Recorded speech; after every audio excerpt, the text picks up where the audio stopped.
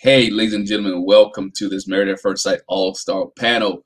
I'm Glenn from Jack and Glenn. I got Jackie. What's up?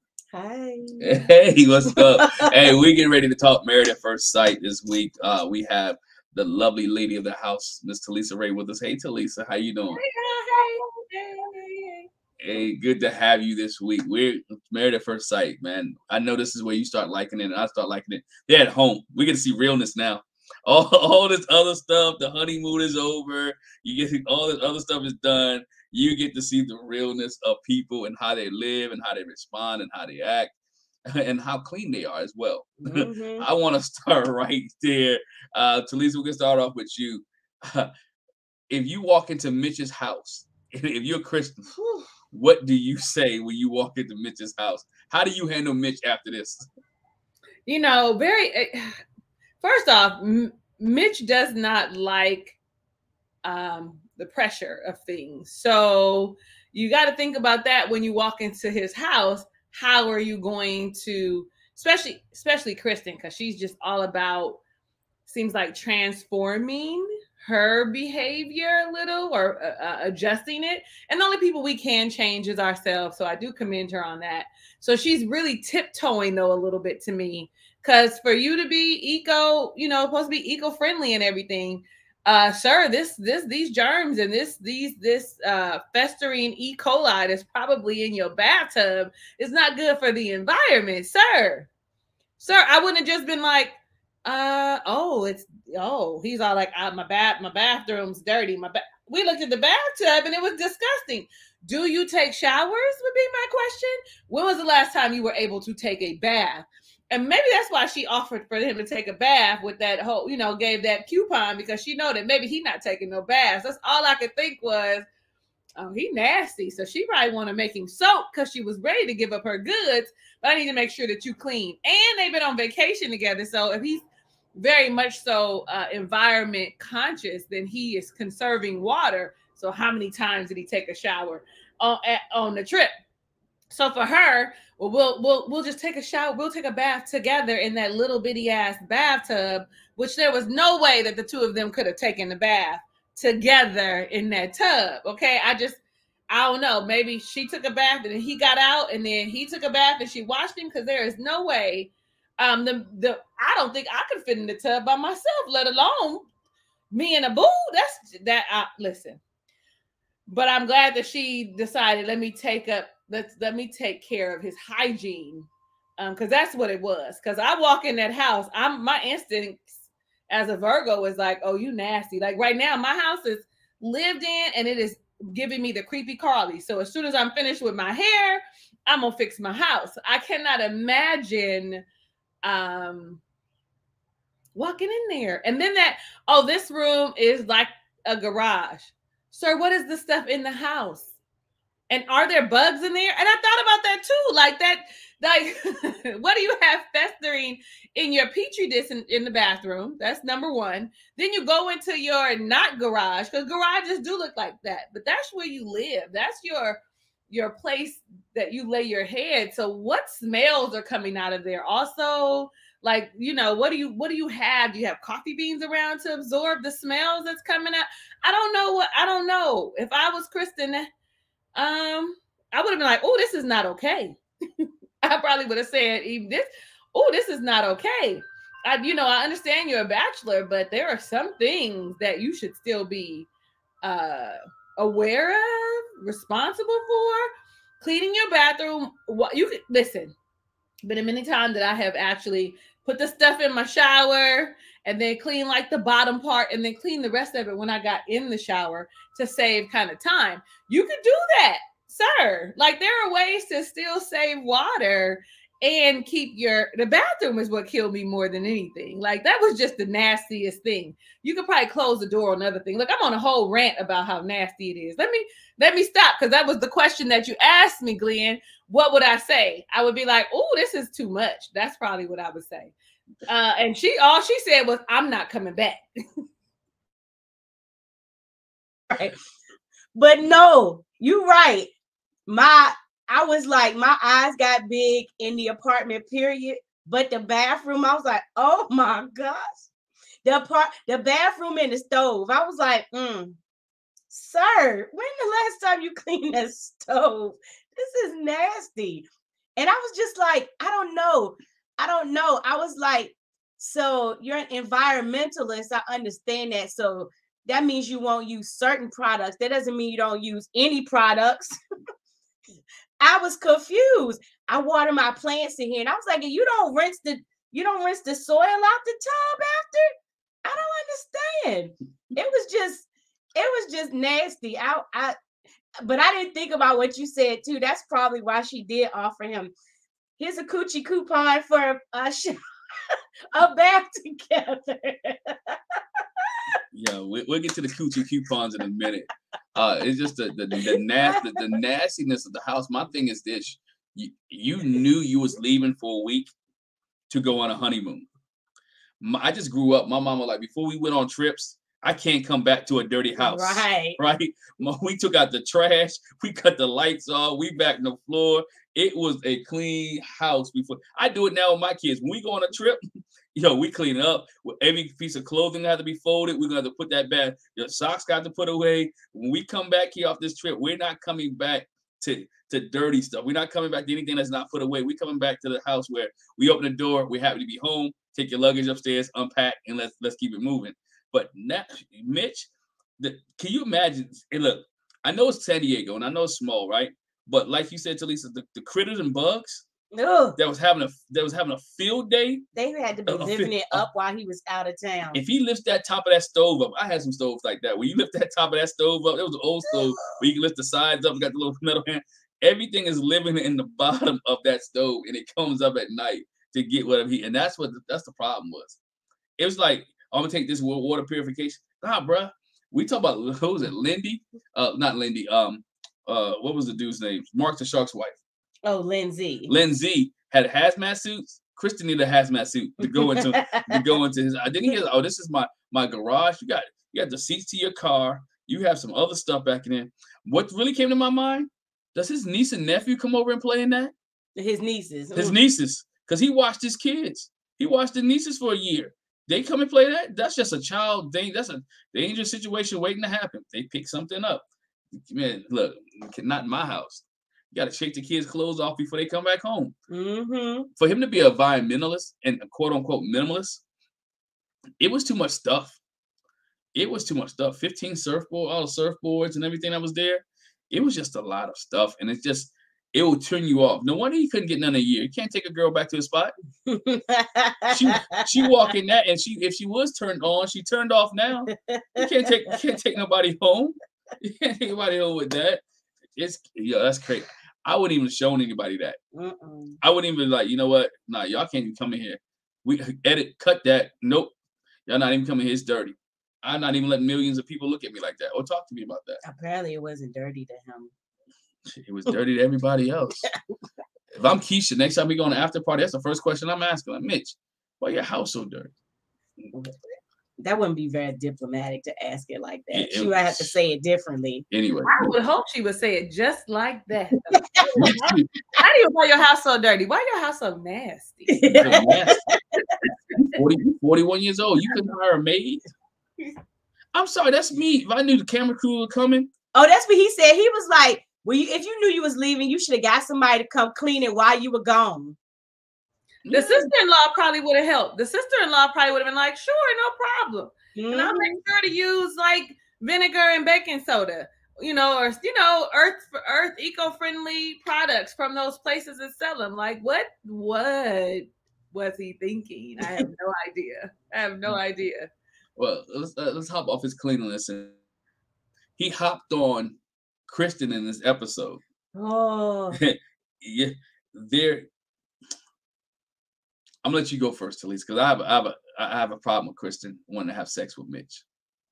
But I'll let you go first. I have a problem with her wanting to have sex so soon after coming back from vacation, where the man said that he wasn't attracted to you, and you're saying that you feel like progress has been made, he's showing me what I need to see. Oh, okay, so what? And so vacation, honeymoon was 5 days, is it?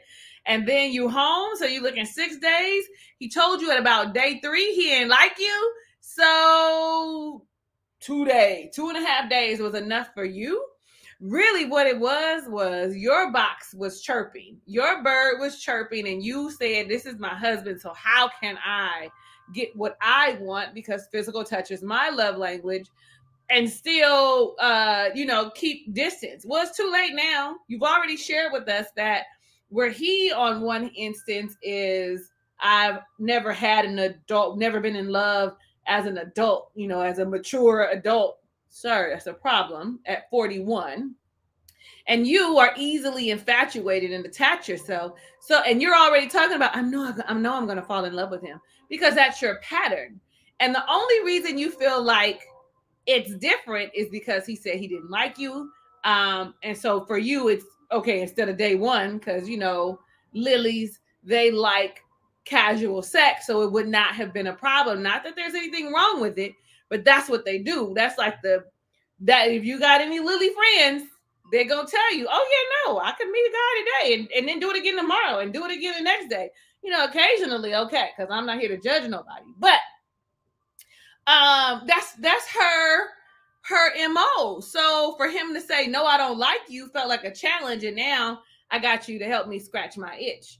I don't like that. I feel like also when Pastor Cal showed up and they were talking about, have you talked about your 8-week future? Have you talked about finances? Have you talked about kids?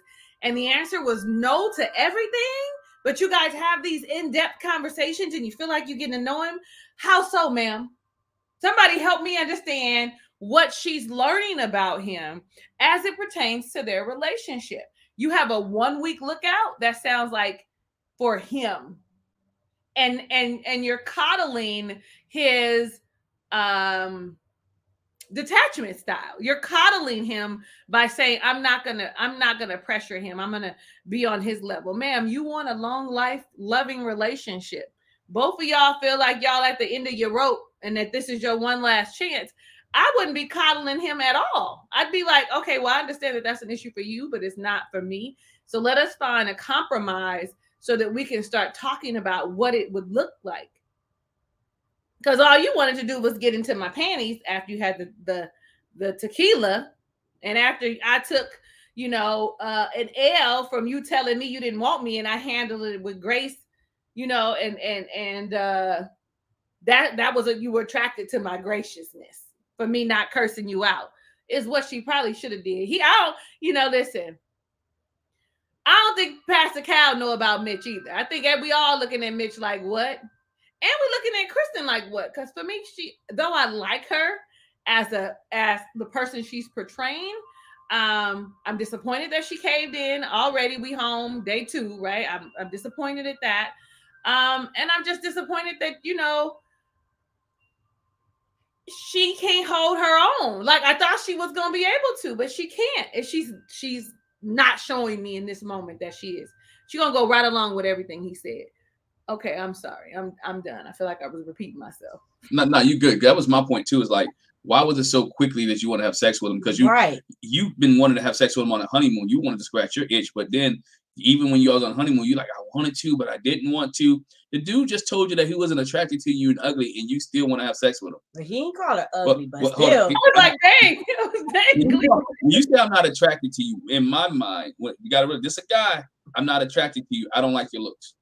There's something that I see that's not pleasing. To me, it doesn't get me excited. So now, basically, he called ugly. I take it. And now all of a sudden he's ready for.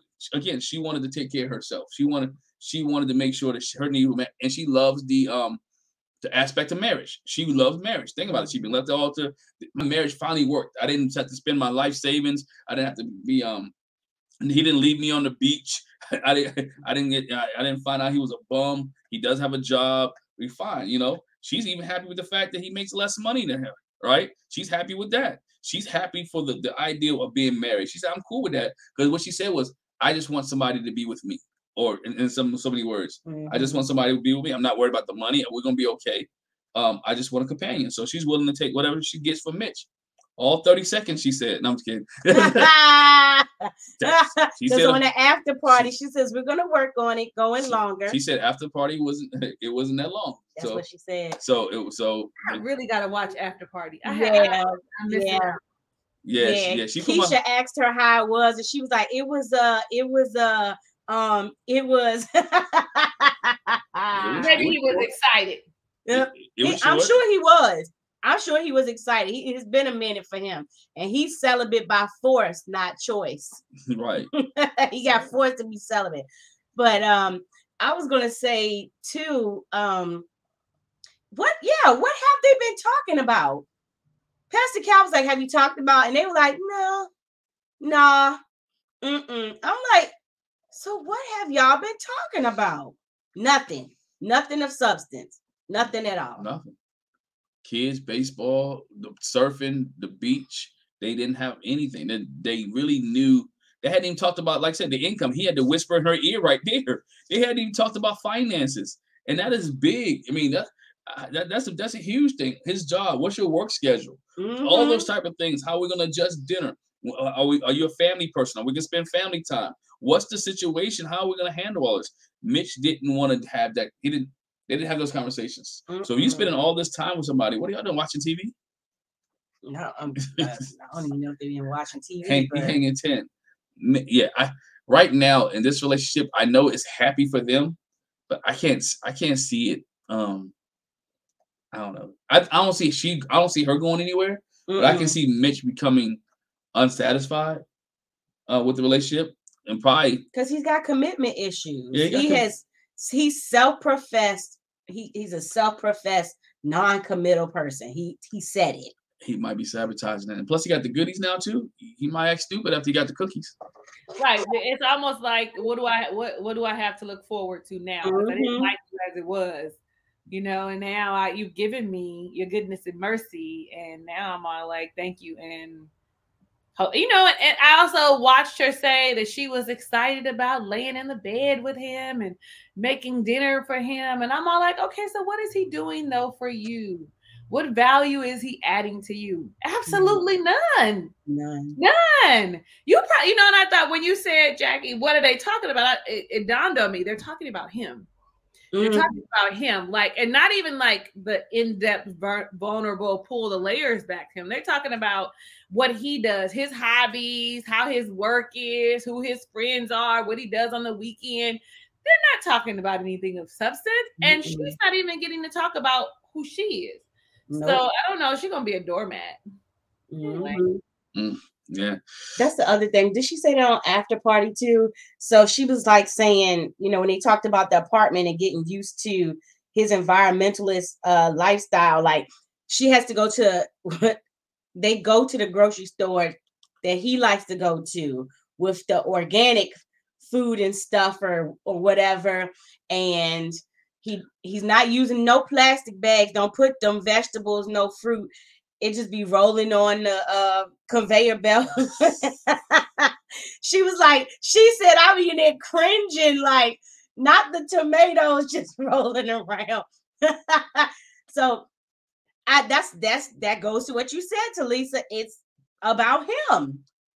And she's adjusting to him though. She's adjusting. And she ain't gonna buck it. And she's not gonna buck it. Because she's just happy to be here. She's happy to be She's just glad to be in the service one more time. She is. I watched somebody who's a minimalist and an environmentalist, and it's actually on YouTube. I don't know what the Lily's name is, but she just reuses her plastic bags. Like, because you don't want your stuff floating around. So you get one and you just keep reusing those bags. Like, there's a way to do it. But even that was like, I was like, that's kind of gross too. But I mean, she figured it out. Like she doesn't buy packaged rice. She buys it in bulk and use those same little bags over and over again. So I just don't understand, like, why is he like that? And why is she just going to go along with it? Let's hope she changes. Y'all think she going to change her mind and she going to start acting like she got some sense? Nah. I don't think she changed her mind. Not at all. She just glad to be in the service. She's happy to be married. She's happy to be married. Poor thing. Somebody else who's happy to be married. Miguel is happy to be married, and I'm talking about the fact that he just can get sex. Miguel is a pervert. If you don't remember from her last episode, she called him a pervert, and he didn't disagree. He didn't disagree. So I mean, he used to being called a pervert. He likes it because he thinks it's cute. I really do. He thinks it's fine, and it's okay if she likes it. He likes it. But again, I think Miguel is their relationship is a little up and down because she wants certain things out of life that he's not willing to. I don't think he's willing to budge. He just happy because anytime he gets the goodies and he still thinks, okay, 8 weeks, I still may say no. I may not like you. I may not deal with you. You may not be compatible with me. You may not. He's telling you now that guess what? Regardless of what you can do, whatever you do, I still may say no. And she's doing. Talking about somebody's bending over backwards. Lindsay's putting down her religion. Lindsay is putting down her religion and everything for him. She's putting down everything. It was already down, but once you have that foundation, it's still there. She's still lowering herself just so she can make Miguel happy, in my opinion. And that's one of the biggest issues that she's having with Miguel. Talisa, I'll let you go while we answer the phone. Hello? Yeah, hello. So sometimes I'm like really proud of Lindy and being able to like express herself and share her thoughts and ideas. And then on the next breath, I'm all like, you're actually kind of delusional too, though. Like, I like her. I think I don't know. Something about Lindy I like. And maybe it's because she has, you know, some sort of faith and background. And maybe that's what it is. I think that she's pretty. But I also think that, for instance, that whole decision day is a trigger and we can't talk about it. And so they renamed it vow renewal, whatever they called it. And I was just thinking to myself, okay, but in 8 weeks, if he still says no, are you still gonna call it the vow renewal day? Because he said he's gonna give somebody his all for 8 weeks. So on that eight week, that 8 times 6 is 48. That 48th day, then what? No, 7 days. 7 days in a 7 days in a week. 8 times 7 is 54. Child, listen. So on the 54th day, he can still tell you, I don't want to be with you. So is it going to be the vow renewal day then? It will not. In addition, though, I also feel like when it comes to Lindy, for her to ask him not to share when you don't like me anymore, or you don't like something about me, don't tell me. I don't want to know. Girl, that sounds crazy. That's where she gets delusional to me. You would want to know so that you can understand what it is to see if it's something that you're doing that's easily adjustable, or is it something that tells you you're not in alignment? Like for me, I think that is major delusion, and she really needs to understand how to resolve conflict, because I think that's where it comes from, because there will be conflict, and then because you're doing something I don't like and that's something I normally do, you need to figure out what conflict resolution is. Maybe seeing her parents, I don't know. I just don't know. And then, like y'all said, Miguel is a whole ass pervert. To the point where they probably gonna be at the store and he gonna be checking out people and looking at they, you know, physiques. It's almost gonna be borderline creepy, is how I feel. If she already noticed it and he's like constantly, I want to touch you, I want to all these things, he's only saying things like vow renewal so that you can continue to help, because pressure busts pipes. So I feel like that's his angle. And I don't see him really relinquishing and saying like, so yeah, I'm gonna look at this optimistically versus pessimistically. And he did say, I came in this with what was it? With already for a reason to back out. Yeah. I came in it skeptical, and here you are changing the skeptic's mind. And I'm all like,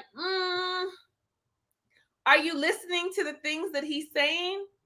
Like, are you really listening? Did you hear him when he said that he normally doesn't say anything and then just kind of closes up? The next thing you know, when he says something, he leaves. Did you hear that? So you would want him to communicate, but you don't hear that. You only hear, I'm in it no matter what or who you gave me, whether I was attracted to him or not. I knew I was going to make this work. I wanted to be married. She is looking at this as an arranged marriage, as if her parents came and gave 10 cows, 2 goats, a house and some land. You know what I'm saying? Like, I'm obligated to stay in this because it was arranged by my parents and they gave their dowry, right? So these people be delusional. These people be unwavering. These people don't know how to collaborate, cooperate, all the stuff. They don't know how to be cohesive together and how to work through. And I do still feel like the show does a disservice to them by not having more sessions or sessions before, seeing where their mindset is. Just because I say I want to be married, i.e. Miguel, doesn't mean I really want to be married. I want to live in Jezebel. Which one of them is the prostitute? Which one was it? Which one? Mary Magdalene? Which one? Yeah. Yeah, there we go. He want to live in Mary Magdalene. So like, I don't know. I don't know, y'all. Anyway, I'm done.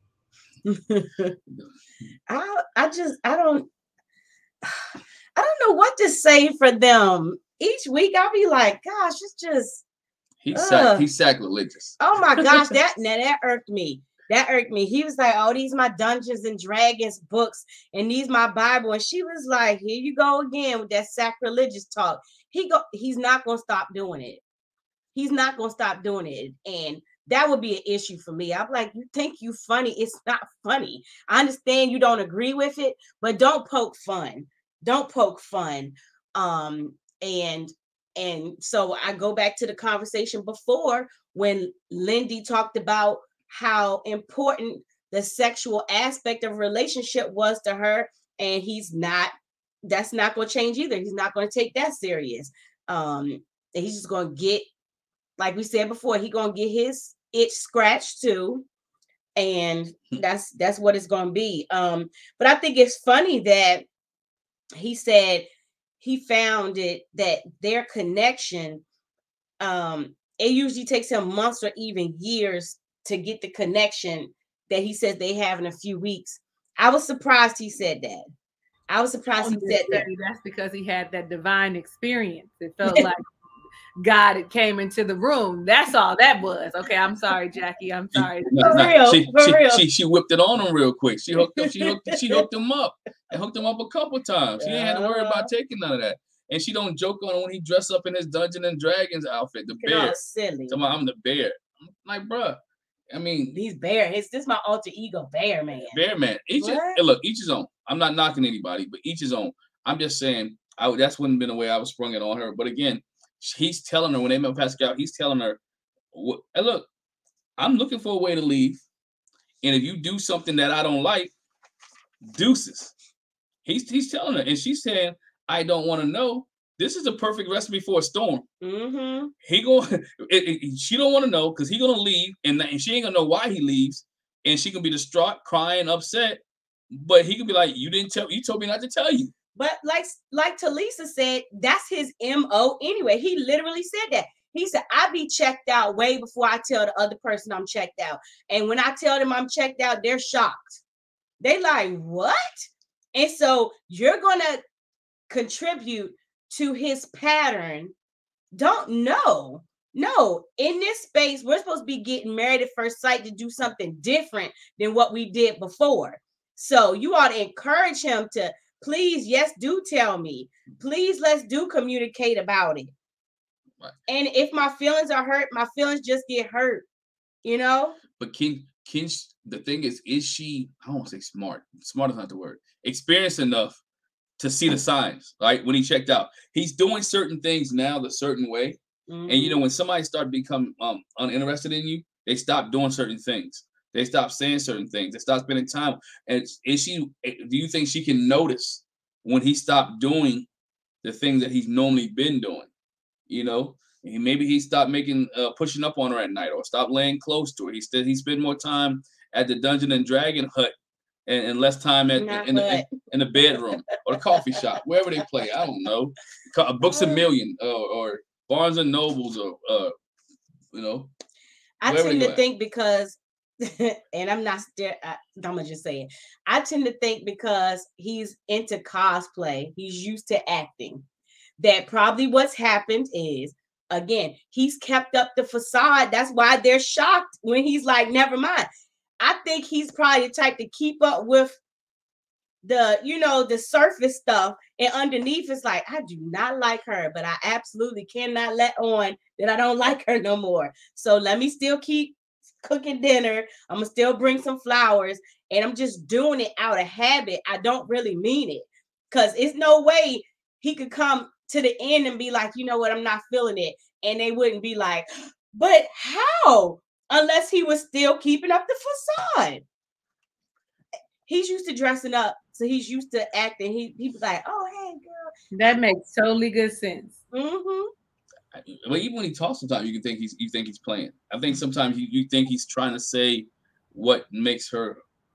Especially when they was on the honeymoon, he was saying what she wanted to hear so he can get the draws. Mm-hmm. Now he got the draws. What else is he working towards? Is he working towards marriage? Because he's telling her now, I'm not this 8 weeks thing. I don't know, right? I don't know. So are you working for long term, or are you at the point where you good because you got, or you getting what you get? And I think that's what she has to figure out. Like, is he really good? Is he really here for me? Are we really gonna do this thing together, or was he really here just got on this show so he can get some free poom poom with no strings attached? So I mean, again, but that's the way he comes off. I mean, I know he brought the flowers home, he cooked for, and all that other stuff. But when all that stuff stops, can you have the conversation with me? Can we have the hard discussions? And that's what I think. I don't know if Miguel can have the hard discussions with her, because the way that she view marriage is totally different from his view of marriage. Mm-hmm.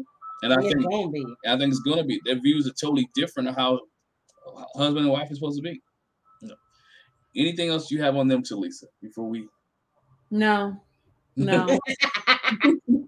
I'm like, nah, it was it. Let's jump to this. Let's jump to Ben and Morgan. Ben and Morgan, Miss Nurse. Every time you say his name, I be thinking Ben. No. And I don't know why that throws me. I was like, Ben? Who's name. Ben? Oh, Binh. That's his name. Well, you start. We can start with you this time. Ben and Morgan, your thoughts. Okay, so the first thing with them is we get to the root of what the actual disagreement was. And I was like, oh, okay, that makes sense. That makes sense. That it wasn't even, like he said, I didn't think she was a nurse. Like, she was lying. I had explained to him I can be a nurse. But with them, she's so used to cutting people off and not giving them a chance. That's going to be an issue. That's going to be an issue for them. I really didn't care for that too much. And for Pastor Cal to put it in perspective. And I was like, she never even actually thought about that. You know, he was like, what happened? What was the turning point that made you be like, I'm not letting nobody in? And I felt like I saw the light bulb go off, and I was like, why that light bulb didn't go off before now? It really should have. I mean, duh. It's your daddy issue. Duh. And so as a result, and I think for her to actually verbalize it, and for Ben to know, okay, so this is what I have to contend against. This is what I have to fight against, because she's so used to, you build me up just to let me down. And when you let me down, you ain't gonna build me up no more. And Pastor Cal's like, but he is apologizing profusely. Like, I think he's genuine. That's gonna be a major issue for them. If she's the type, I mean, she fights jujitsu. What is it? Jiu-jitsu, Muay Thai. She ain't gonna turn it loose. She gonna break his nose bone before she turn it. But you can see he's scared though. He didn't even want to touch her. He didn't want to touch her. He didn't want to show any affection. He didn't want to do anything. The dude, I mean, he acts like he's really for real. He acts like he's totally scared of her. That he doesn't. That I don't know what we didn't see off camera. But he didn't want to. It's the Muay Thai. He didn't want to do anything with her. And to have a guy walking on eggshells with a week and a half in your marriage, or a week in your marriage, it's bad. You guys supposed to be still living on cloud 9. They're supposed to be still living up there. And again, he went to Justin, which we'll get to Justin later. I think a lot of guys don't like Justin because Justin got loose lips, and Justin has some loose lips. I'm gonna leave it that way, as nicely stated. And I want to talk about the man's masculinity, but anyway, he has some loose lips. And again, people don't deal with him. So if Ben had kept that, if Justin would have kept that with him and Ben, it would have been okay. But now when you start everybody else getting involved, she feels like, hey, look, you messed up this thing up, which really I don't think was a big deal anyway, because okay, you're a nurse, you're still a nurse, you don't have your BSN, it's not that big a deal. You're already on the show, not like they're gonna ask for the money back, they're not gonna kick you off. Again, what are they gonna do? You lied, they chose you for another reason. But that's what I forgot to say. Her issue was that they said on the honeymoon they weren't going to talk about family or finances, and that was the biggest thing. She was like, and then here we go talking about my job. Here we go talking about why my daddy wasn't at the wedding, and we said we was gonna have a good time. Mm-hmm. We already cut off some days from the honeymoon, so yeah, it was that. Again, if you say you're not going to talk about something, Ben should have brought it up, or shouldn't have brought it up, she shouldn't have brought it up, and you stay in love. Hey, let's have a honeymoon. We wait till Alexis did it with Justin. We'll talk about money when we get back home. We'll talk about finance when we get back. We'll talk about all this when we get back home. Let me enjoy you. You enjoy me. If they were stuck to the rules, wouldn't have had any issues. Mm-mm. But he couldn't stick to the rules. Again, he's a worry wart. Mm-hmm. He worries a lot. He's real cheap. He wants to unplug particular. And he worries about everything. Let me unplug this. I'm sorry, y'all. You don't save that much electricity by just unplugging something. I'm just a couple kilowatts here, a couple kilowatts there. If he's that worried, get solar panels. Pay the money, get solar panels. But coffee makers and all that. To me, he just seems so. He wants to do the things his way. Is not willing to open up to what she wants him to do. Oh, they can't compromise. And she's like that too, because she wants everything her way and not willing to do anything his way. So you got two individuals who used to doing it their way, and neither one of them wants to compromise and try to bring this thing together. And I think their marriage is going to be, it's doomed. She ain't going to recover from this. Her issue is so deep with trust that I don't think that her and Ben would ever recover from this, because she's always going to bring it up. I don't think she can forget till Lisa. I don't really have anything to add to that about them. I think you guys covered that entire basis. I felt like when I met them that they were mismatched. When I met them, I did not think that they were supposed to be together, that the experts had done them a disservice.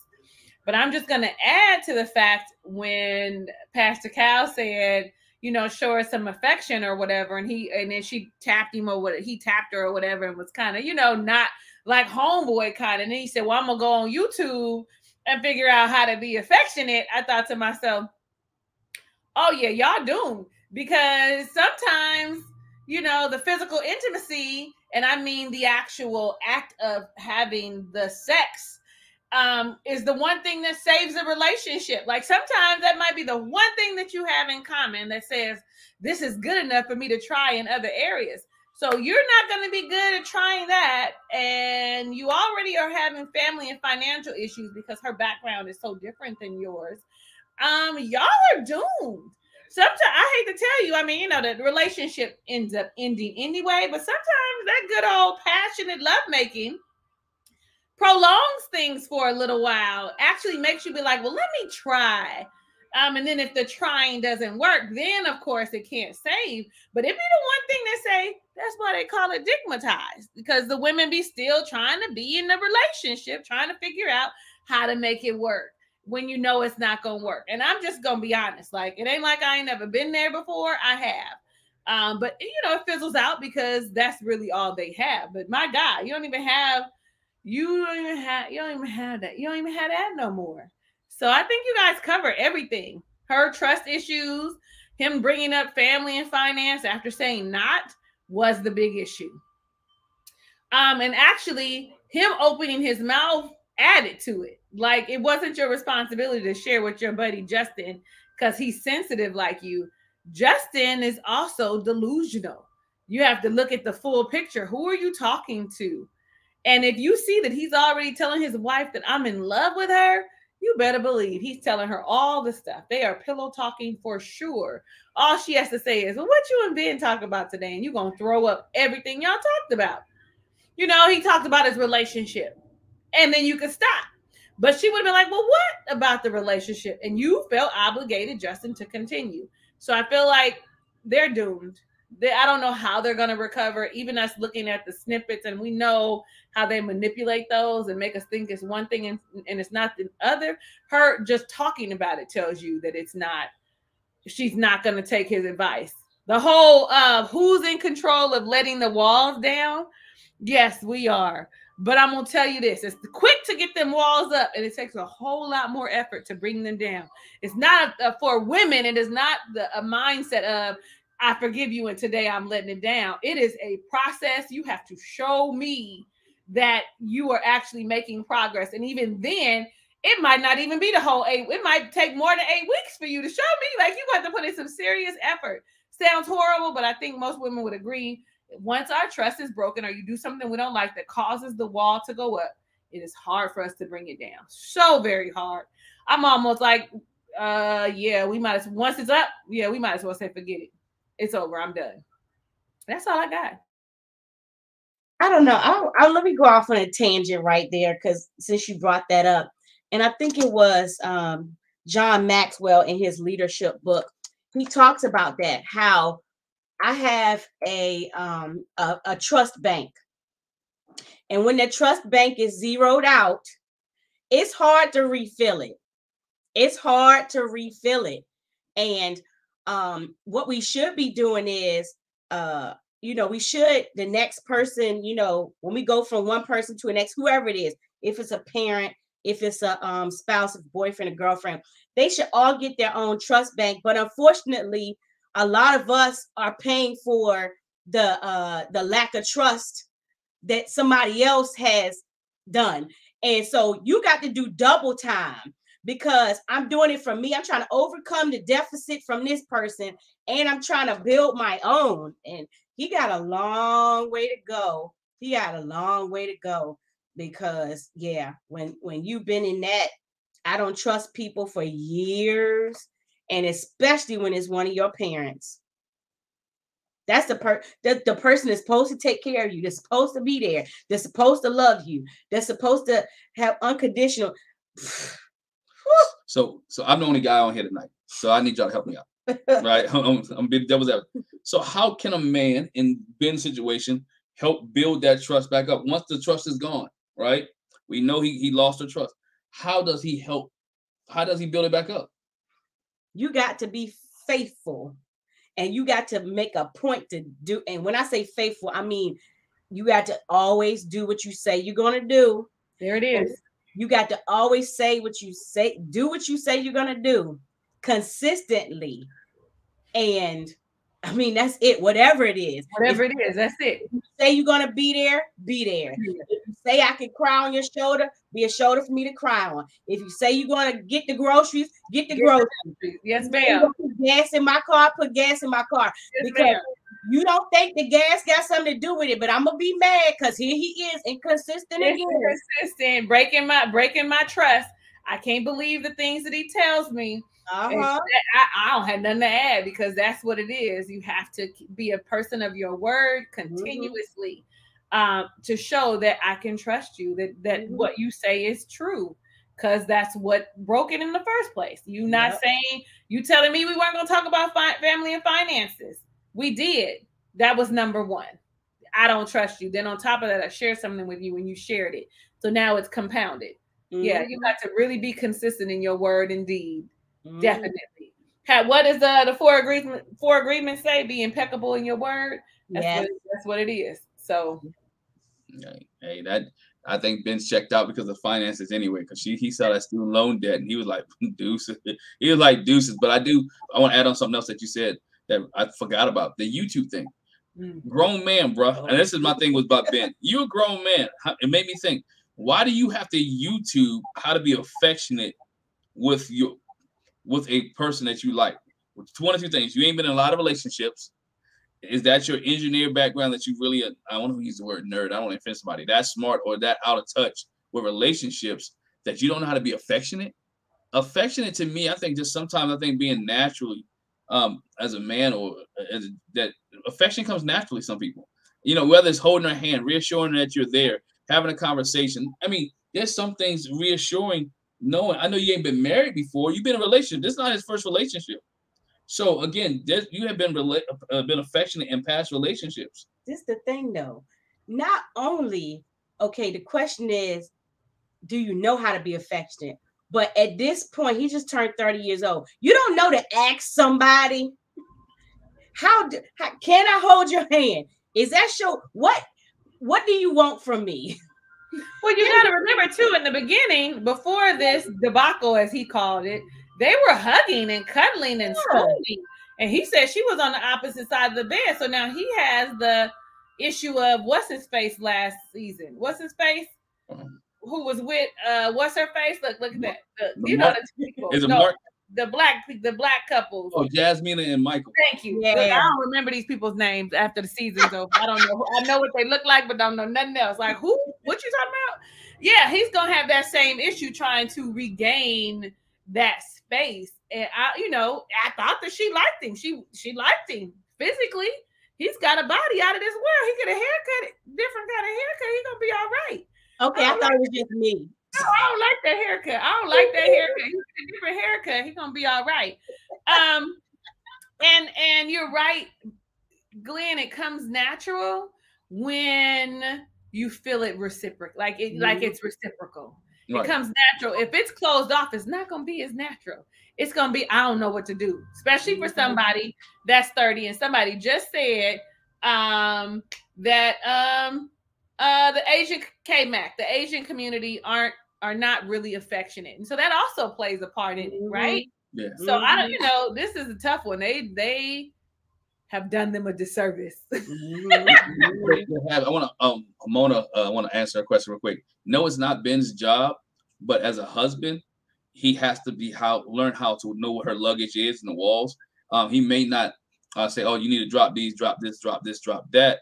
But at a certain point in time, if he doesn't, it's going to affect their relationship. So he has to help her in this relationship be able to get rid of some of the luggage or find out what it is and get her the help she needs, whether it's Pastor Cal, Dr. Pepper. Morgan does need to heal on her own, but he needs to be supportive. And I think that's one of the things that I think men sometimes forget.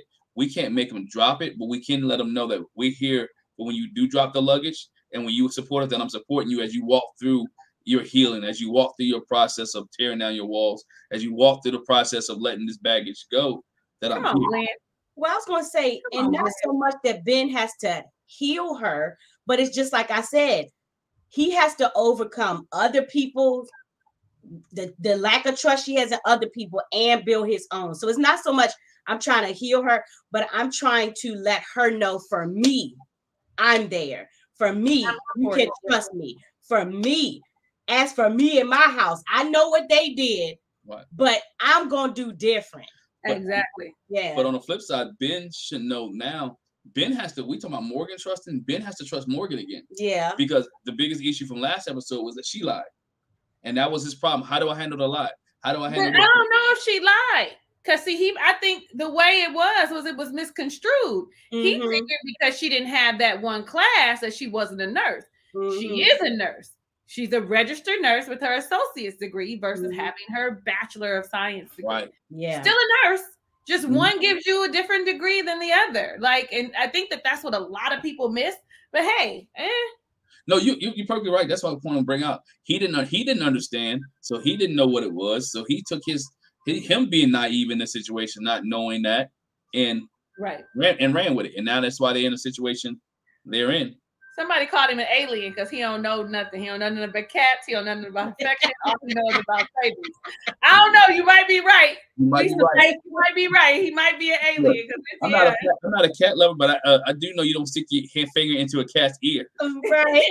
And I also know they go to the litter box on their own timing. Like, yeah, they go to the litter box on their own timing. Like, do they pee? Where do we pee at? What does he do? You was asking questions like a cat for the cat, like he was a 6-year-old. Yeah, and then gonna say, what did he say? You know how women get in sync? Will we all be in sync? Ben, what are you talking about, Ben? Ben, what are you talking about? Ben, you're not a woman, so you shouldn't be in sync with none of those. Right. Unless we don't know something. Unless we I don't know. know. What do we have to be in So sync we have about? to be right. Are you trans? Like, you don't seem like it, but you could be. Is that what Right. Right. Yeah, like because you taking the NSYNC. So the NSYNC is specific to menstrual periods, hormones. You don't got that, bruh. I got that problem. You don't have that problem. Yeah, no. You know what? He might just be asking questions to ask questions. He had nothing else to say. He had nothing else to do. He had nothing else to do. Well, let's get to this couple here. Let's get to I like this. I like this couple. I think this couple's pretty. I think this couple can be a very good power couple. But Stacia and Nate, there's a lot there. There is a lot there. And I'm gonna start with you, Talisa, because there's a lot. Yeah, there is a lot to unpack with them. Ideally, they look good together. Ideally, they mesh when it comes to like their values, etc. Ideally, yes. But one of the things that I watched was her house. Okay, her house is so clean that it is not lived in. There's a difference between a clean. You've seen people's houses that are immaculate, but it is lived in. There's no life in her house.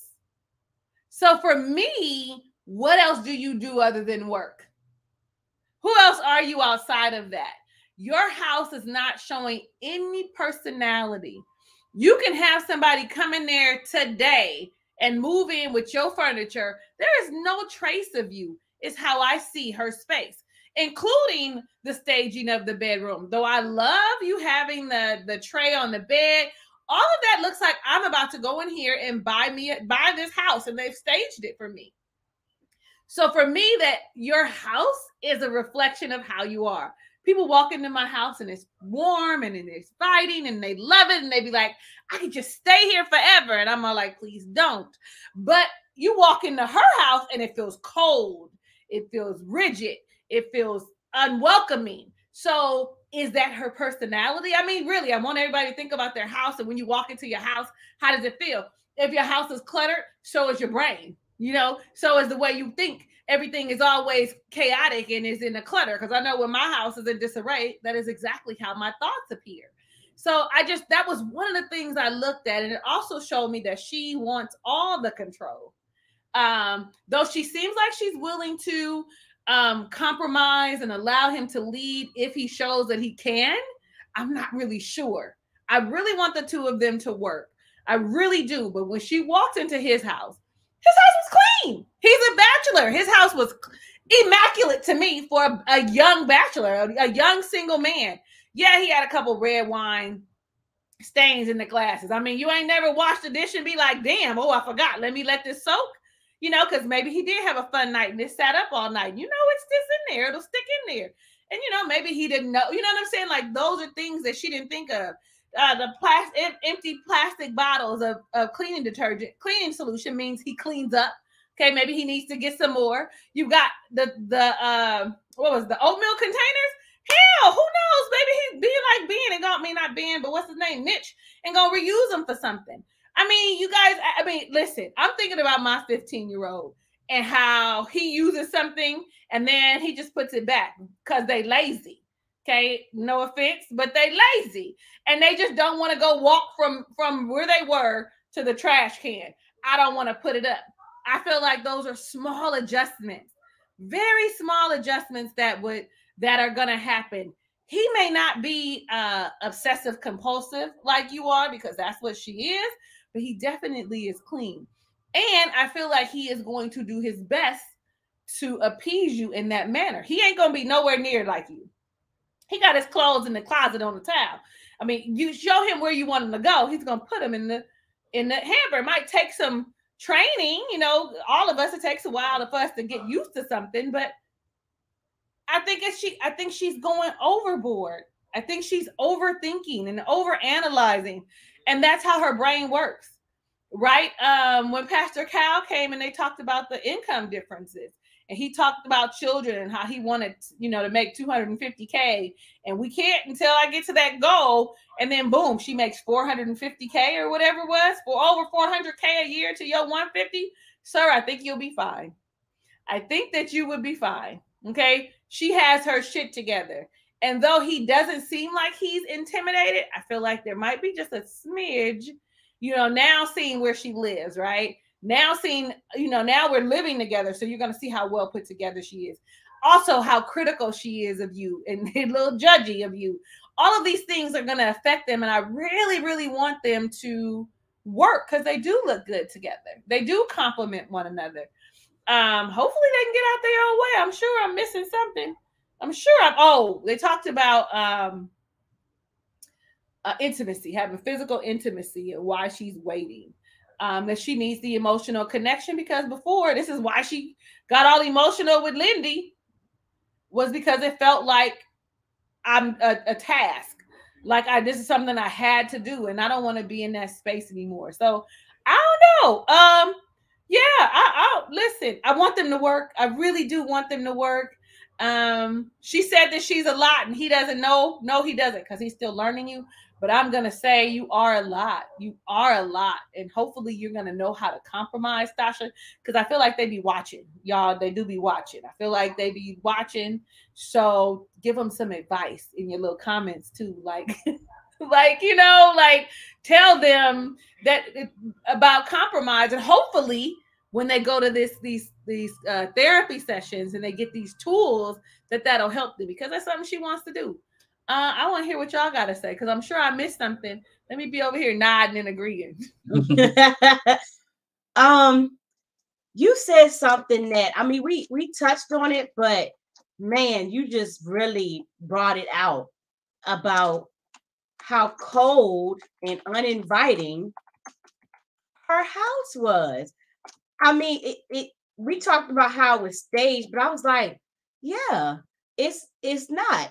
Like, you could literally pick one person up and put somebody else in, and it wouldn't make no difference because there's no personality there, not really. And how it is a reflection of how much she works. We had a conversation about how much our house has changed since we had kids. So I remember when we first moved in here. Remember, there's a guy we went to church with. He was like, "Man, it don't even look like nobody live here." And I was like, "Yeah, well, it don't look like that no more. It looks lived in." But we talked about how when we lived in our own, apartments and spaces, and how everything had its place and it was clean. But like you said to Lisa, it didn't look cold. It was still welcoming and inviting. It had our personality, but it was clean and organized because there's only one person living there. So it's pretty easy. You should be able to clean up after yourself. But yeah, I mean, she's just tossing stuff out his pantry, just throwing it on. Oh, you ain't got this, you ain't got that. Well, maybe he didn't grow up with a mama like me. Right. I was gonna say, yeah, he don't have no mama. He didn't. So you his mama now? Like, okay. I'm sorry, Jackie. I'm sorry. No, but you're right. My sister's in the comments. This is a testimony. I'm telling you, we never got to the last of nothing in my mama's house. Never. Still don't. Right now. Right now, you would not get to the last roll of toilet paper because she already got 20 more. Go shopping in the basement. She already got 20 more. So, but yeah, I'm so concerned. And the one thing I wanted to say about him feeling like I gotta have this amount, bro, I'm telling you something that irks me. I got kids, and that y'all forgive me for this. It irks me when people be like, they want to have the perfect storm, before they have kids and before they get married. But it ain't never gonna be perfect. You ain't never gonna have enough money. You just not. You're not. And for him to say, I want to get to this amount. And I know people that ain't got 2 nickels to rub together and don't care nothing about having their 6th kid. And you over there waiting years and years and years. And meanwhile, you're losing life, not having no kids. And you gonna mess around and be the daddy at kindergarten that everybody's like, I see your great grandpa, not even grandpa at this point.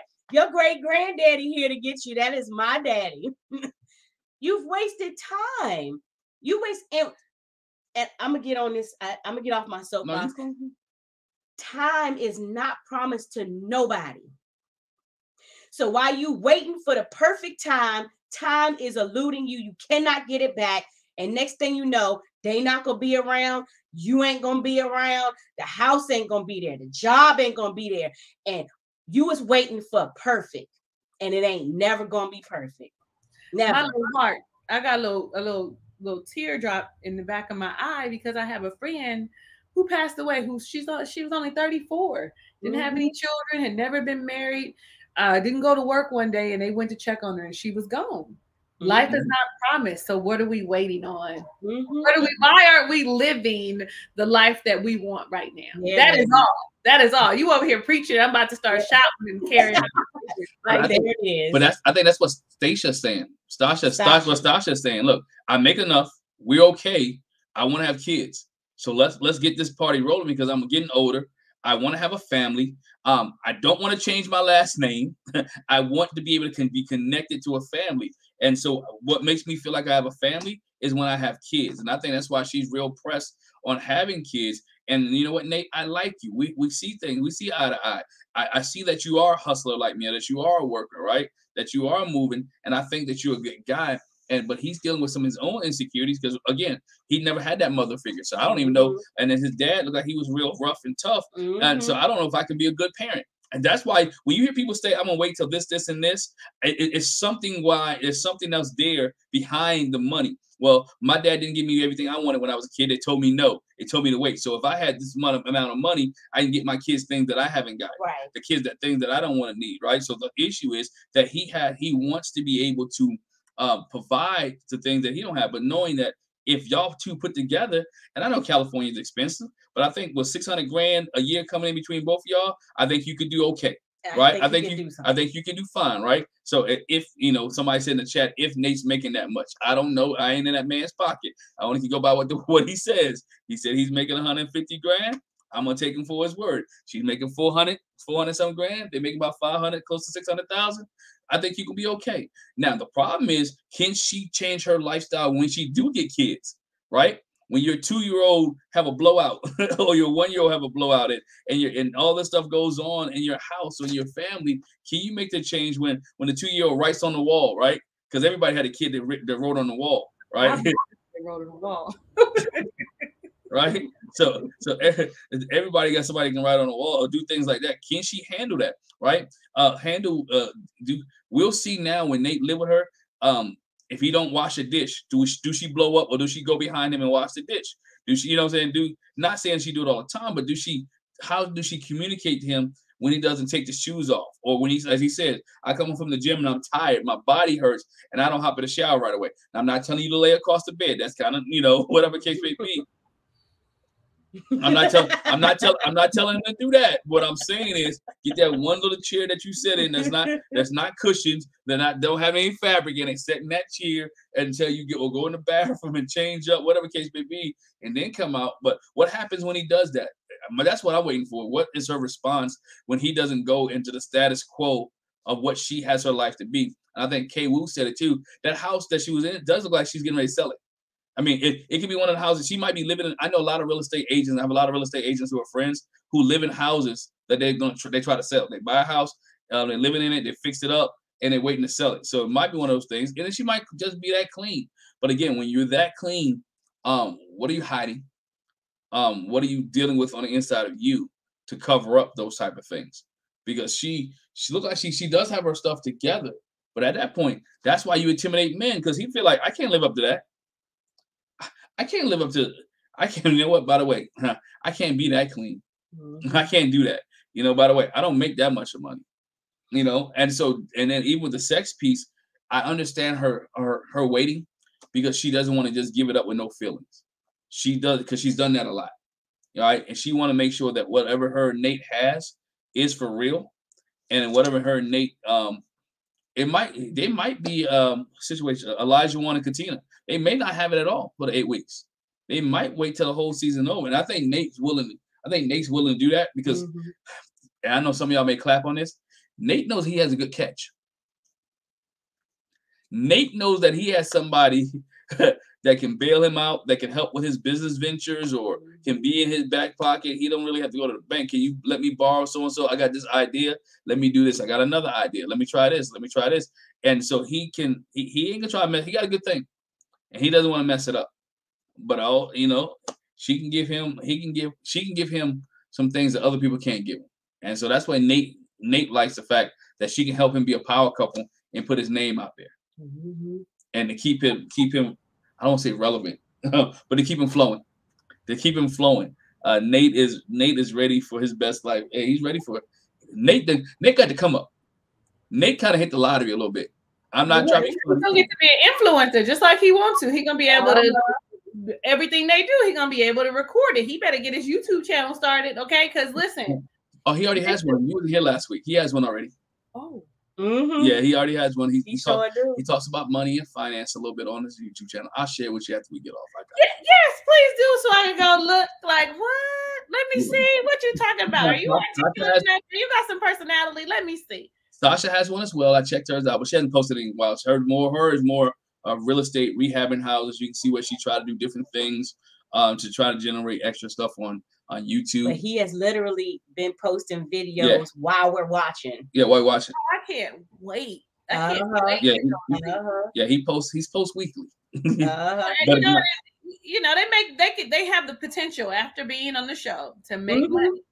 I mean, we've seen it. You have the potential. I want some of these single people the people that don't say yes, the people that say no, I want some of them to get some YouTube channels and start talking ranting about their relationship. If y'all watching, y'all better get that. Y'all better get it right now. For all of y'all jump on the bandwagon, you better be first. I do want to know though, how you feel about them laying in the bed, even if it's on top of the covers with their clothes on. And then when she laid in his bed with her Converse on that was outside, I was like, you made him take off his shoes when he walked in the house, but you just put your shoes on his bed. Man, it's a no for me. I would have told him, get your feet off my bed, get your shoes off my bed. Yeah. Her mind was like, you ain't got no standards. And guess what? When I'm at your house, I'm coming to your standards. She threw them feet up there. when you at my house, you got above to my standards. But she looked at him. She gave him the stink face. You do what? You go to the gym and lay in the bed after you what? Hey, I want to say this too. I just gotta give a shout out. K-Woo, that's right. Don't wait on nothing. Live your life. Live your life. Live your life. That's what everybody in the chat. Live your life. Yeah. Hey. I know, right?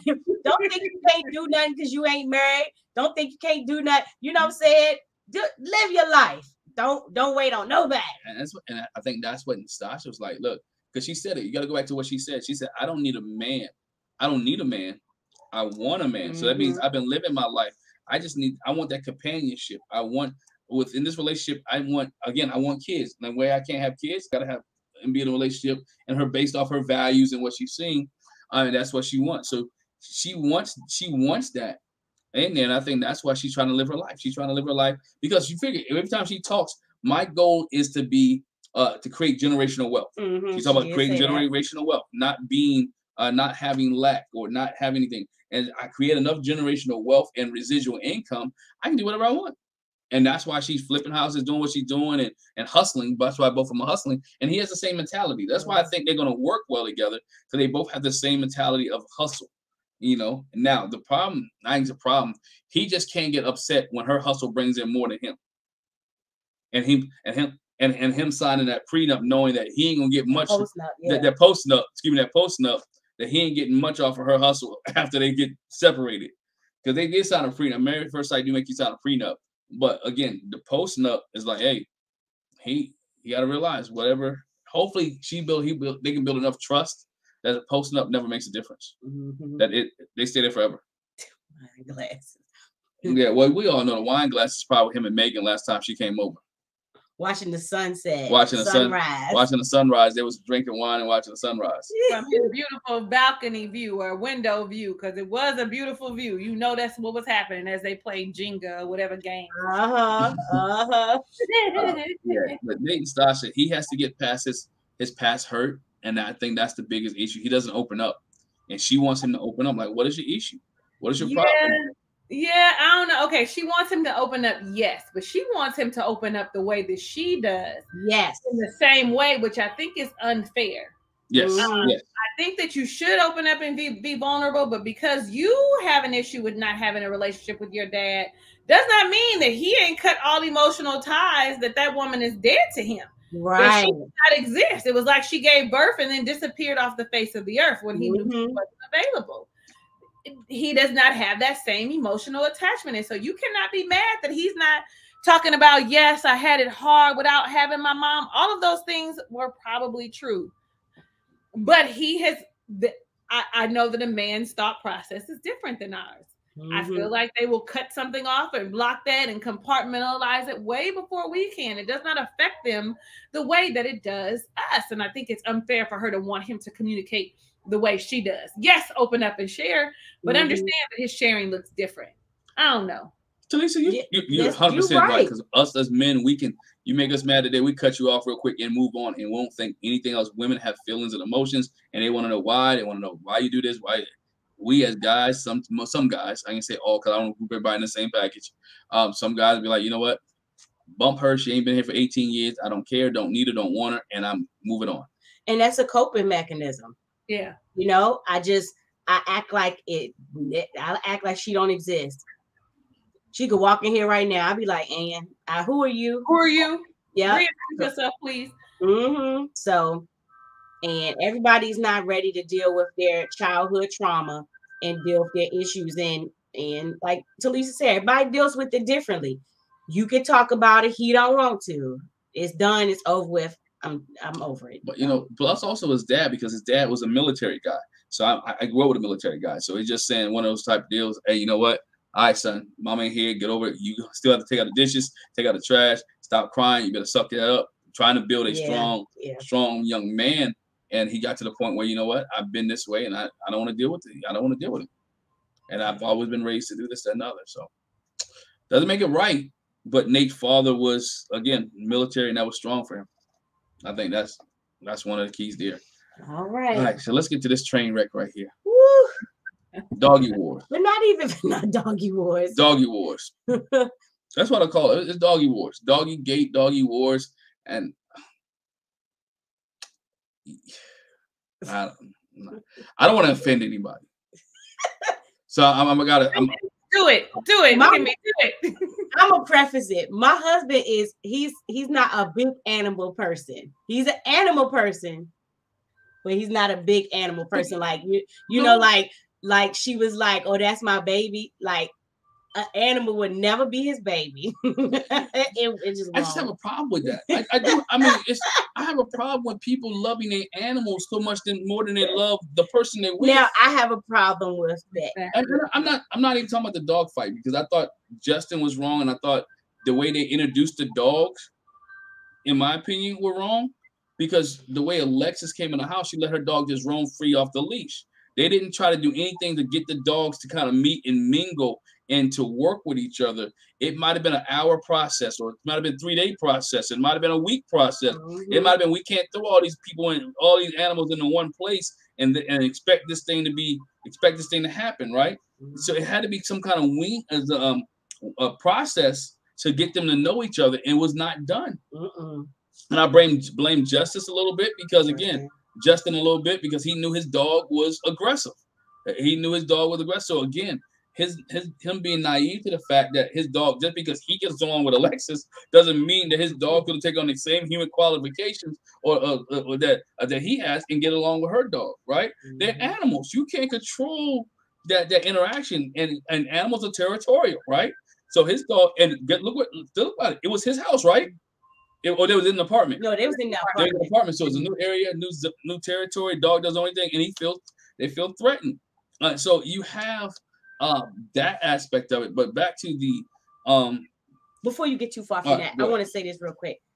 But his dog had already nipped at her dog. Twice. Already. Twice, yeah. I'm not saying Justin ain't wrong, but sis, keep your dog close to you. That's your baby. You know, when you go take your baby and meet other people, when you be watching your baby like a hawk, like what you doing? Yeah, that little dog. What them kids is doing over there? You know, you looking. That's your baby. Yes. I think that you would be looking.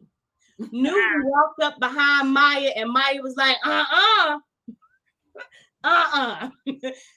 So I just want to say that before you get too far.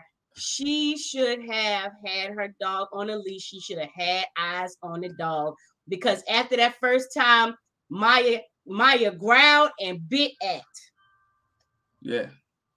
in their presence. But the problem was, again, Alexis, Alexis didn't make it about her dog. She made it about her. Her.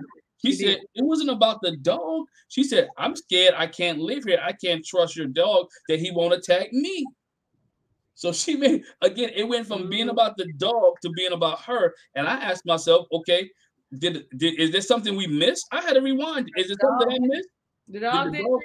It didn't snap her, right? It snapped and her. She never said that the dog did. So when did you feel threatened by the dog? Or is it really wasn't a dog? It was the fact that Justin lied to you about how his dog really acted. And you feeling, because again, when you're a runner, you're a runner. You find the first thing that messes you up to make you want to run. And so she was ready to say, you know what? Okay, if your dog can't get along with my dog, this marriage is over. And that's the way she was feeling. He asked, do you need me to do anything? No, I'm calling an emergency vet.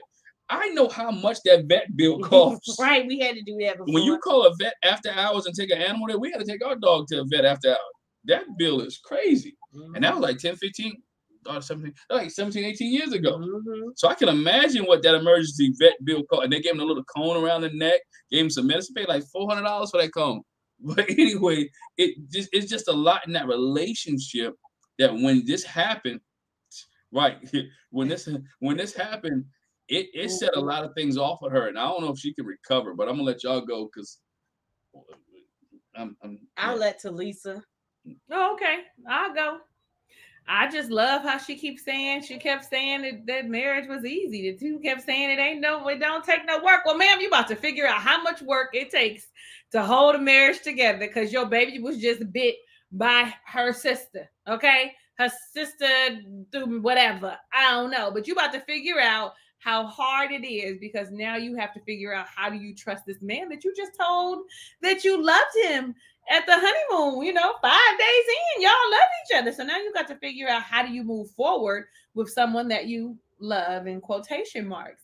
I feel like she just is taking it just a smidge far, just a smidge. Like I get that he did not share that Maya was a fighter. Okay. Maya be in these streets. Okay. Run up, get done up is what Maya say. So like, I get that he did not share that, but I also think that maybe he genuinely thought that Maya was going to behave. I don't know. I'm hoping that it wasn't a lie or that he wasn't being manipulative, but maybe he was genuinely hoping like that's not her character. She's really loving and kind when she's with me. And so with that being said, I think it's gonna resonate through with the other dog. I genuinely, the way he feels about her and how apologetic he was and wanting to see, he really felt bad that Maya attacked little Newton. Okay, because Newton was actually walking around like this is my house. Like, let's just keep it a band. If they both are alpha dogs, right? Newton walking around the house like, this is my place. You just here visiting. That's a threat to another alpha. Like, let me show you who's in charge. Not that was right. I'm not saying that it was right, but I am saying that he was very remorseful for his dog's actions. I'm also saying, though, too, that she just may have taken it one step too far. Now, except for he said, we heard him in the vignette, when he took the dog to the 2-week training to help aggressive dogs, hopefully that helps. He said the solution would be if Maya doesn't course correct, that he would have to get rid of Maya. And so sitting in there with Pastor Cow and for him to tell her, it's not easy. It's not going to be an easy decision. And she was like, well, we already made the decision. Like, so now you're not keeping to your word. And this was you were just appeasing me at the moment. When the conversation came up, he should have said, well, let's first see if this is going to work out first before we make any rash decisions or tell me that I have to, get rid of Maya since 5 months. I've had her since she was 5 months. Let's just see if this helps her to, get back on track, to course correct. and be gentle and loving and kind towards other dogs, right? So I feel like here's where the problem is going to start happening because now you said you were going to do something and you are no longer a man of your word. I cannot trust the things that you say. And because she is a runner, she is listening to every single thing you are saying and is attaching to it, finding, building her case, her folders of why she shouldn't be in this relationship with this man who's extremely sensitive and cries about every damn thing. Like, I can't trust you. It's also you won't be able to protect me. Like, it's a whole lot in this whole dynamic for me. She's the protector. Like, I always think to myself, I can't be with a man that if something happens is gonna run and leave me or is not gonna protect me.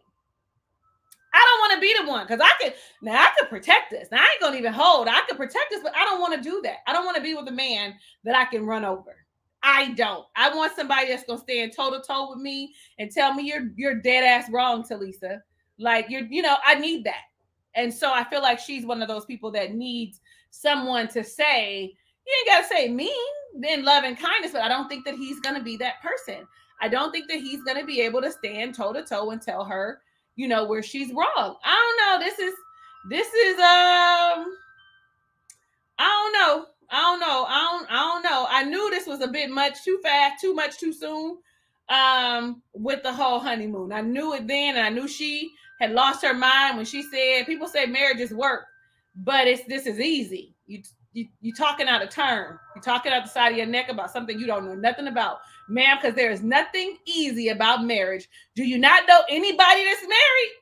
Not one single person, because every person I know will tell you that it has taken work for them to have and build the relationship that they have, and it is a constant, continuous work. So for me now, I think she's a little delusional too, but she about to come to realization that marriage is not easy. It is spelled WORK if it's something that you want. I'm off my soapbox. I'm off. There you go. Nah, you good. I thought you were great points because the easy thing was. She thought it was gonna be easy, not knowing that your dog something may happen to your dog, and or something may happen to you guys. May have an argument, may have a discussion, may have a conversation, maybe something that he likes or you don't like. And now, to me, this is where you started to see her walk over Justin, like because she came the masculinity came out because he's crying. And she like, dog, shut that up. Shut that stuff up. My dog hurt. I don't want to see your tears. I don't want to see you crying. It don't mean your tears don't mean nothing. My dog had to get stitches. So you saw, she was like, bruh. And the pastor, oh, what you crying for? You know what he cried? He hurt. Yeah. He hurt. He hurt. But again, I didn't mean to. I didn't know, bruh. Like Pastor Cal said, you wouldn't have known, right? Right. You can't control the situation, y'all. You only can control what you can control. The environment. You can try to ease them in or slow them in, but it may not be that way. You might have even coming out of. I'm gonna use y'all term in the chat. I have to come out of doggy Alcatraz, right? Or doggy concentration camp, right? It may not work. Maya may not get rehabilitated. I'm gonna use the prison terms, right? Maya may not be rehabilitated in this short space of time. Was it just me, or it seemed like he drove out to Timbuktu to drop that dog? I said he is driving out to Timbuktu, and then I was like, this looks like every news report I've seen where they talk about people had these dogs and then they're starving them and they're abusing them. And he put him it's in the desert area. It's in the desert area. It's probably from San Diego, probably a good hour, I think, away. Looking from how he was driving and where he was. But yeah. It was that fenced-in cage for me. And big as Maya is, she was down in there. And whining. I actually shed a little tear. I was a little sad, though. Seeing him leave her and her whining like that. Like, where are you going? Why are you leaving me here? Right. It wasn't even inside, right? Like the doggy hotel. Looks hot. No doggy hotels. But again, for her to have to hold him to that, let's flip it for a minute. What if Newton had bit Maya? Right? She would never give Newton away. Would she have put Newton in that and something like that? No. It would still probably been his fault. You know what I'm saying? Mm-hmm. It would have been Justin's fault. And that's why I look at relationships. if you're in a spouse, if you don't want your spouse to treat you that way, how can you treat your spouse that way and make him give away his dog? So what if he comes back and say, okay, what if Newton bites somebody? We're gonna have to do the same thing to her. So I mean, you know what I'm saying? What if Newton wants her one when Maya comes back? He wants the one, so he gonna retaliate, doggy retaliation, and retaliate against, you know, what happens in this aspect. Because again, gotta have that conversation. And so now she's like, we can't coexist. And no, you're gonna get rid of your dog. You again, back to that being that attachment. You're attached to your dog. He attached to his. It's not that. It's easier said than done. I think Kristen said it best on After Party. This is what Kristen said, and I was like, right. Bruh gonna mess around and give his dog away, and in the end, she ain't even gonna be around. Kristen was like, I think what I would do is I would give my dog to somebody I trust and have them keep my dog until I would have them watch my dog until. Super smart. That's a smart thing. I'm gonna watch this After Party. I keep saying that, but I'm gonna watch it. Yeah. And I feel like you too, Talisa. I feel like Alexis went just a little bit overboard. I mean, yeah, it's dogs, and I'm not saying, because I mean, you know, I work in a hospital. I know animals attack people, but first and foremost, animals are gonna fight animals. There's a lot of animals that fight each other and feel threatened, and they ain't bothered about no people. They not, and most of the time, like for Maya. Maybe the incidents Maya had before, it was another dog approaching her. And so she defended herself. We don't know what the circumstances was, but I feel like that was a bit much for her to say, you know, I just don't feel safe. What if she attacks me? And I'm like, that's your little dog. That was your little dog. Like Talisa said it. She just put it in perspective. Newton was walking around like, this my joint. I don't know what you think you doing up in here. But I run this. I run this. But she took it from what I think was wrong. She took it from the dogs to being right. That's what I'm saying. To being just in trust issue, or I can't trust what you say out of your mouth. He really had hope that Maya was going to act right. He did. I don't think he lied. He just underestimated. He thought the dogs was going to be okay. But what he needs to take a mental note now is understand, when I speak to Alexis, I need to watch my words, because she's going to take me at 100% value at what I say. Y'all talked about trust earlier. You can say you can put gas in the car. You need to put gas in the car. If you can wash the dishes, you make sure you wash the dishes. So now she's holding him to that standard of saying, you told me that if this happens again, that you're going to get rid of your dog. So if it happens again, I need you to be a man of your word and get rid of your dog. And so he should have said, like Talisa said, well, you know, had some kind of, I ain't gonna say had an out, had some kind of out in here. Like, you know what, if it happens again, what we're gonna do is we try to get some help. Or what they need to do now is bring the dog whisperer who lives in California, bring him in and let him whisper to both of the dogs so they get on the same page. If you ever noticed the cat was like, no, I don't. You want some of this? That cat won't pay a bit more attention to the man. That cat was like, dude, like, you want some of this, old man? Nope.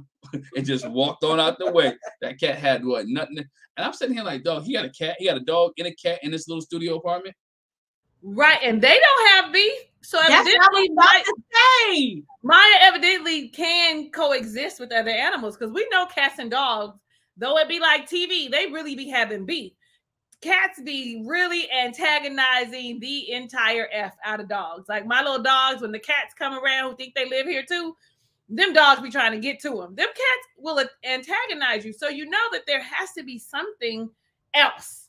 I'm telling you, Newton was walking around like the man when he walked through, and she was like, no, it's not like that. I'm the queen. Somebody mentioned it, that she rules Justin. So it has to be understood that if I rule Justin, I rule the house. Like, what are you talking about? You aren't going to do this. Like, oh no, y'all.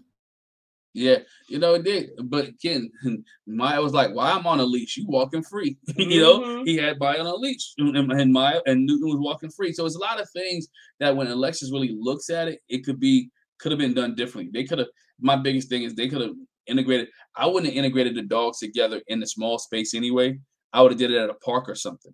I would have did it on the outside. We'd have walked together down the street, down the road, whatever case may be. I would have waited till the next morning. Anything to integrate. Truth be told, if I think putting animals into relationships that soon, it's like putting kids into relationships. It can make them go south, especially when people that are attached to the animals. I think the animals should be kept out of the relationships until that we are on an even playing field, and then we integrate the animals. Because look at what happened last season. What's my man? Steve. Steve ended up taking care of, what was his name? Sushi? Yes. Steve became a parent to Sushi. And why? All the stuff that he had to do for the dog. Michael, all right, and then again, Michael said all the stuff that he had to do for Jasmine, the dog, without can't even lay close to her in the bed, but you can take care of the dog. But all this other stuff that he had to do. So you're throwing this responsibility on there. But again, Justin said he wanted a responsibility. Here he goes, opening his mouth. He said, well, I'll take care of the animals. I'll take care of the animals. I'll clean the house. I'll make sure I have dinner for you. Again, I'll pay your rent. I'll buy your clothes. So the roles really became reversed in this situation. So he became the house husband. Soon as okay, I'm sorry. Whenever I say I hollered, that is exactly the laugh that comes out, because baby, I was not expecting that. It was perfect. Yeah, he became the house husband. But the other thing, I gotta excuse myself, y'all. Yeah, she gotta excuse herself. But the other thing I want to pick up real quick is, if you and you guys in the chat probably who watch After Party may know, Nate and Justin don't get along. Really? I got to watch this After Party. I'm missing out. Nate said on After Party that Justin is weird. I can see that he's weird, and I think Rudy was Rudy. I keep saying Rudy. Keisha Knight Pulliam asked the question, who's the least person you trust? He like Justin because his emotions are up here, his emotions are down, and basically because he talks too much. So something happened between Nate and Justin where they don't see eye to eye, because Nate has been kind of not a fan of Justin throughout the after parties, and so there's something that's taking place here. You know, and he always he shades him and throws him up all the time. So again, there's something that's going on between Nate and Justin, and maybe because Justin's too emotional. At a point in time, he needs to stand up to Alexis. If not, it's not gonna. It's definitely not gonna work. But she did, when we talk about weird, Pastor Cal had asked, I don't know what the question was. Can't really remember the question, but she was like, no, there's something that I haven't put my finger on yet. She even feels like that there's something a little off about him. She even feels like it. I know he loves the marriage. He's a little touchy feeling, but again, haven't seen too many men that he's real emotional. I haven't seen too many men that emotional. He's super emotional. He's super emotional. And you know, women, we be like, I want a man that can be vulnerable and open and emotional. But I think that he borders like, you need some therapy. Like there's some unresolved issues. Because I mean, he's crying about every single thing. And I know when I start crying about every single thing, it's for me proof that my depression is coming up. Like I'm about to be depressed and I need to get a handle on it. What is the trauma that's causing him to cry about everything? I'm okay with you crying, but not about everything. He stepped on an ant. He starts crying. Like, I don't know. That's how I feel. Like, I feel like it's just, I don't know. But he cried about Ben and Morgan's relationship. Yeah. And that ain't yours. Yeah. That's how do you cry about somebody else's relationship and that's not your relationship? And you barely know Ben, right? Barely know Ben, you barely know Morgan, and you're crying about their relationship. That is the problem I have. Again, I have nothing wrong with guys being emotional, being attached to the emotional side. That's fine. That's great. But that's probably why he works at home, because he can't be in the office. He can't be in the office because he always crying. And somebody asked why I just said Stasha does the same thing. She's always crying. But we know that Stasha has trauma. She got some serious trauma that still needs to be worked through about her dad. Yeah. So I mean, what is his? Probably his parents, right? So I don't know about that. The chat says you're right. His brother did warn us that he wasn't ready. He wasn't ready. The brother told us you ain't ready. You too emotional. You too caught up. You're not ready for this. And we're seeing why Justin wasn't ready. remember, when you have animal, Maya doesn't talk back. So if something hurts, he can talk to Maya. She doesn't give any opinion back, whatever case may be. Maya even give him love. But Alexis is going to give him her opinion, and she going to be straightforward. She going to be fire, and she going to let him know, dog, I don't like this. So we're going to see how their relationship moves on after this. It's going to be a hard one. That dog, I'm glad that dog's eye is okay. I'm glad he's going to make a full recovery. Me too. Because if he wasn't able to make a full recovery, their marriage would have been over today. And it would have been, that would have been the last we saw them together.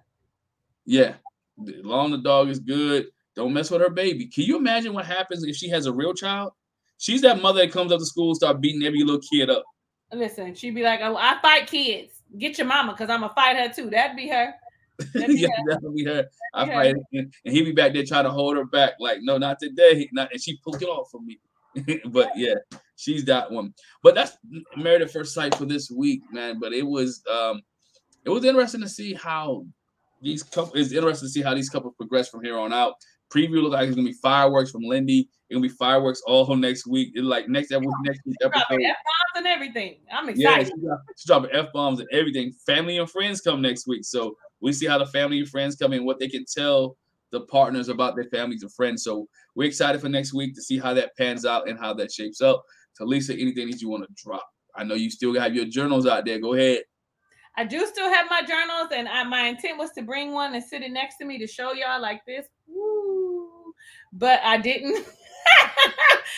They can still be purchased on my website at www.talisaray.com. They are self-reflection guided journals that you set intentions and do for yourself, by yourself. It's with the help of me. I'm there spiritually, okay, because I've spoken over those and for healing. So anybody who's already purchased one, I want to say thank you. I'm also going to have a course coming up in September that'll be a free course for those who have already purchased the journal. If you purchase it after or in September before the class, then what happens is you end up having to pay for the class. Anybody who's already purchased it we'll receive an email that says, hey, this is when the class is. If you need help on how to navigate the journal, I'm here for it. Also, I hope you guys saw Jack and Glenn's interview with August Love Story. It came out last week. It is very dynamic. I'm not going to share anything about it. I definitely recommend that you go and watch it and learn something about one of your favorite duos that does Married at First Sight.